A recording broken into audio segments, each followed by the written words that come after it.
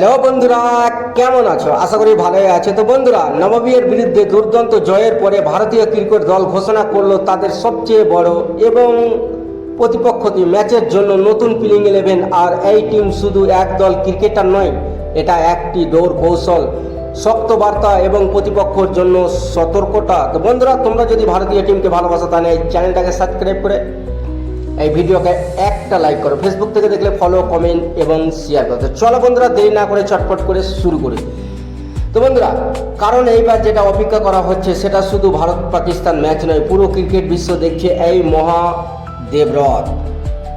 এইবার team management যে সিদ্ধান্তগুলো নিয়েছে তা ভাবনা বা অনুভূতির ওপর নয়, বরং ফর্ম, ফিটনেস এবং পরিস্থিতি বিবেচনা করে নেওয়া হয়েছে। চারটি বড় পরিবর্তন হতে পারে। কিছু অভিজ্ঞতা খেলোয়াড় বিশ্রামে যেতে পারে, কিছু ইয়াং যুবক খেলোয়াড়কে সুযোগ দেওয়া হতে পারে।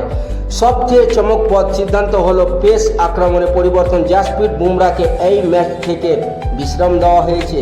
টিম ম্যানেজমেন্ট দৃষ্টিভঙ্গি স্পষ্ট, বড় ম্যাচে খেলবে যিনি পুরোপুরি ফিট এবং ফর্মে আছেন।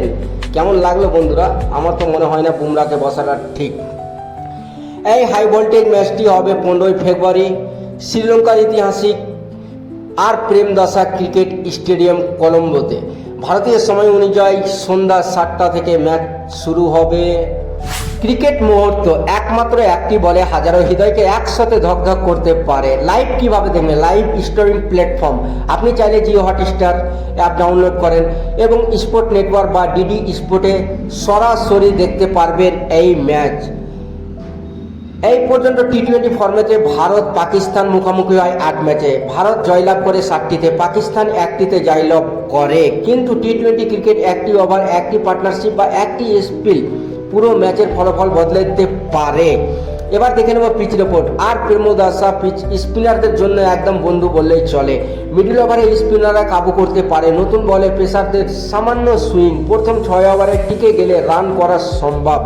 এবার দেখে নেব বন্ধুরা, ভারতীয় প্লেইং 11-এ কে কে চান্স পেল, কেই বা বাদ গেল। তো নতুন প্লেইং 11। তো বন্ধুরা, প্রথমে নাম আসছে 1 নম্বরে ওপেনিং ব্যাটসম্যান ঈশান কিষান। 30টারও বেশি ম্যাচ খেলেছে, 800-র বেশি রান করেছে, 6টা আধা শতক আছে। নিউজিল্যান্ড সিরিজে 76 ও 103 রান করে। পাওয়ার প্লেতে আক্রমণ গুরুত্বপূর্ণ, আর সেটা ঈশান কিষান ভালো করেই করে। দ্বিতীয়ত তার সঙ্গে ঈশান কিষানের সঙ্গে দেখা যাবে ওপেনিং করতে অভিষেক শর্মা। যুবক সাহসী, 190+ স্ট্রাইক রেট, 2টা শতক, বহু আধা শতক আছে। পিচ অনুযায়ী স্পিন ও ব্যাটিং বিকল্প। 3 নম্বরে দেখা যাবে তিলক বর্মা। 40টারও বেশি ম্যাচ খেলেছে, 1000-এরও বেশি রান করেছে, গড় আয় 50। চাপের মধ্যে শান্ত, পার্টনারশিপ দক্ষতা আছে তার। ক্যাপ্টেন সূর্যকুমার যাদব। 100টারও বেশি টি-20 ম্যাচ খেলেছে, 3000-এরও বেশি রান করেছে, 4টা সেঞ্চুরি করেছে এবং 25টারও বেশি আধা শতক আছে। মাঠের প্রতিটি কোনায় শট খেলার দক্ষতা তার, বড় ম্যাচের বড় অভিজ্ঞতা। 5 নম্বরে হার্দিক পান্ডিয়া। 100-র বেশি ম্যাচ খেলেছে, 80টার বেশি উইকেট নিয়েছে, 1000+ রান করেছে, ডেট ওভারে গুরুত্বপূর্ণ। 6 নম্বরে রিঙ্কু সিং। ফিনিশার, 60-এর গড়, 170+ স্ট্রাইক রেট, শেষ ওভারে চাপ সামলাতে একদম সক্ষম। 7 নম্বরে শুভম দুবে। শুভম দুবে ব্যাট ও স্পিন কৌশলের একদম দলের ভরসামান। 8 নম্বরে বরুণ চক্রবর্তী। হ্যাঁ বন্ধুরা, বরুণ চক্রবর্তী যা স্পিনার করছে না, তাকে তো একদম দল থেকে কল্পনাও করা যাবে না বাইরে রাখার জন্য। 9 নম্বরে কুলদীপ যাদব। চাইনাম্যান স্পিন, মিডল ওভারে উইকেট ও রান একদম বেঁধে রাখতে পারে। 10 নম্বরে জাসপ্রীত বুমরা। হ্যাঁ বন্ধুরা, left arm fast bowler, death ওভারে স্পেশালি সঠিক ইয়ারকাট এবং সুইং। 10 নম্বরে জাসপ্রীত বুমরা। 11 নম্বরে পরিস্থিতি অনুযায়ী আমার মনে হয় 11 নম্বরে ওয়াশিংটন সুন্দরকে খেলানো যেতে পারে যদি ওয়াশিংটন সুন্দর না খেলে। কেননা এখানে একদম স্পিন ফ্রেন্ডলি পিচ থাকবে, তার কারণে ওয়াশিংটন সুন্দরকে ভাবনা চিন্তা করে টিমের প্লেইং 11-এ দেখা যেতে পারে। যদি না খেলে তাহলে আশদীপ সিংকে দেখা যেতে পারে। ব্যাটিং বোলিং ভরসমান এই 11 জনের দল। সুষম আক্রমণ, শক্তিশালী ব্যাটিং, স্পিন ও পেস বিচিত্র। ভারত পাকিস্তান একদম হাই ভোল্টেজ ম্যাচ।